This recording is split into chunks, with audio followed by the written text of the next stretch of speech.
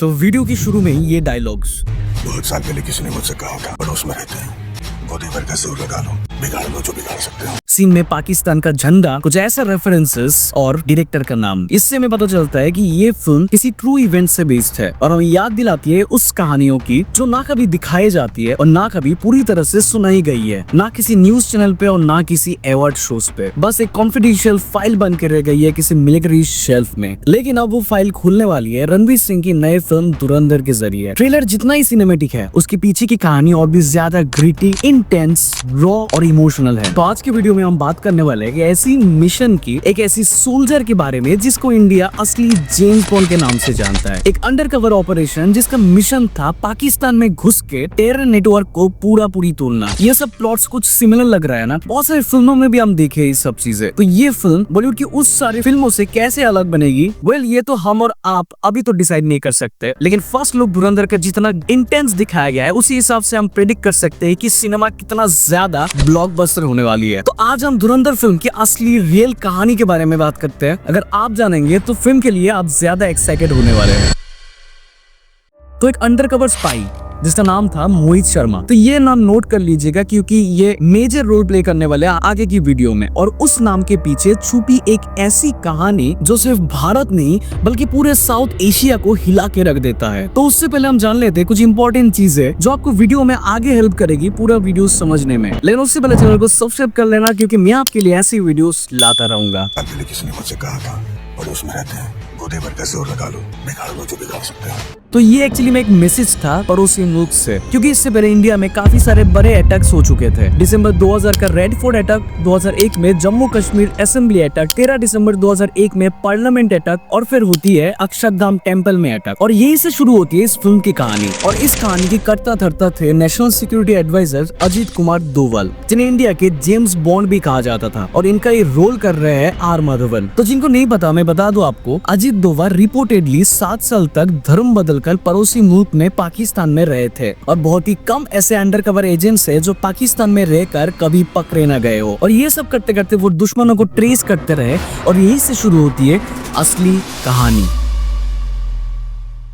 तो इस फिल्म की कास्टिंग की बात करें तो मेकर्स ने बहुत ही सोच समझकर कास्टिंग डिजाइन किया है। जैसे Sanjay Dutt as police cop और विकास जैसे सारा अर्जुन जो बस 20 साल का है, जो कि हाईएस्ट पेड चाइल्ड एक्टर रह चुकी है। PS2 में ऐश्वर्या राय की चाइल्डहुड रोल उन्होंने ही प्ले किया था। अब एक 20 साल की लड़की के साथ रणवीर सिंह की केमिस्ट्री कैसे लगेगी, ये तो मेकर्स की जिम्मेदारी है। क्योंकि जो वीडियो रिलीज किया गया है, हर एक कैरेक्टर्स अलग लगते हैं। इनमें से कई एक्टर्स को एक ही इंस्टेंस में पहचानना मुश्किल है। जैसे अर्जुन रामपाल, इनका कैरेक्टर इंस्पायर्ड है अबू सबर से, जो कि एक टॉप हिजाबुल कमांडर थे। लॉजिस्टिक प्लानिंग और फायर आर्म्स में डीपली इन्वॉल्व थे वो। और उनमें से एक और था अबू तुरारा, जो कि सीनियर हिजबुल मुजाहिदीन रिक्रूटर थे। मेनली जवान बच्चों को रिक्रूट करते थे और इंडियन आर्मी पे अटैक्स का प्लान करने के लिए जाना जाता था वो। और इस कैरेक्टर से इंस्पायर्ड होकर फिल्म में कास्ट किया गया है अक्षय खन्ना को। तो तुरारा और सफजर, इन दोनों इंडिया के बढ़ते हुए टेरर नेटवर्क के सबसे बड़े हिस्से थे। 1998 के बाद जितने भी बड़े टेरर अटैक्स हुए थे, उनमें दोनों का मेजर रोल था। और इसी वजह से कहानी में आता है इंडिया के जेम्स बॉन्ड अजीत डोवाल। लेकिन तब तक उनकी आइडेंटिटी पब्लिक हो चुकी थी, तो वो खुद मिशन हैंडल नहीं कर सकते थे। तो उन्होंने रिक्रूट किया एक नए सोल्जर इफ्तिकार भट्ट नाम का अंडरकवर एजेंट, जिनका असली नाम था मेजर मोहित शर्मा, जिसका नाम हमने वीडियो शुरू होने से पहले ही कहा था। तो यही है बेसिकली फिल्म की सेंट्रल कैरेक्टर, जिनका रोल खुद रणवीर सिंह प्ले कर रहे हैं।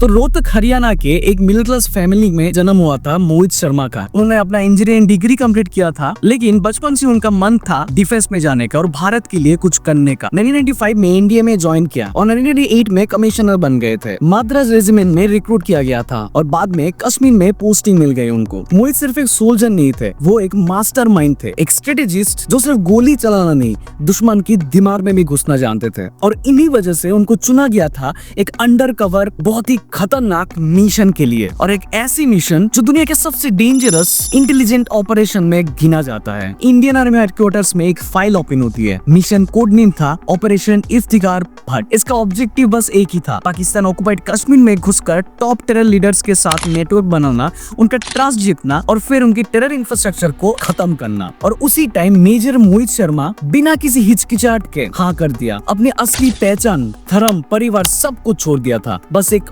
ऑपरेशन के लिए जिसमें उनका जान भी जा सकता था। वो कश्मीर में गए, अपना नया रूप बनाया, अपना नाम बनाया इफ्तिकार भट्ट, जो कि कश्मीरी मुस्लिम यूथ है जिसका परिवार बहुत ही बेरहमी से इंडियन आर्मी के हाथों बर्बाद हो गया था। उन्होंने उर्दू सीखी, कुरान पढ़ा, जिहादी आइडियोलॉजी समझा, अपनी सोच, बोली, बॉडी लैंग्वेज सब कुछ चेंज किया था। कश्मीर के अंदर मोहित ने दोस्ती बनाई दो मोस्ट वांटेड टेररिस्ट के साथ, अबू तोरारा जो कि हिजबुल का सीनियर रिक्रूटर था और अबू सब्जाट जो कि फायर आर्म्स और लॉजिस्टिक एक्सपर्ट थे। ये दोनों बहला फुसला कर कश्मीर के जवान बच्चों को रिक्रूट करते थे उनकी कैंपिंग ज्वाइन करने के लिए। मोहित ने उनकी लैंग्वेज बोली, उनके साथ आइडियोलॉजी में इंटरेस्ट दिखाया, उनके साथ मिशन प्लान किया था, इंडियन आर्मी के फेक मैप्स दिए, झूठी इंटेलिजेंस दिए और धीरे धीरे उनका ट्रस्ट जीत लिया था। मिशन था बस एक ही, उनका कॉन्फिडेंस तोड़ना और उनकी जड़ से सफाई कर देना।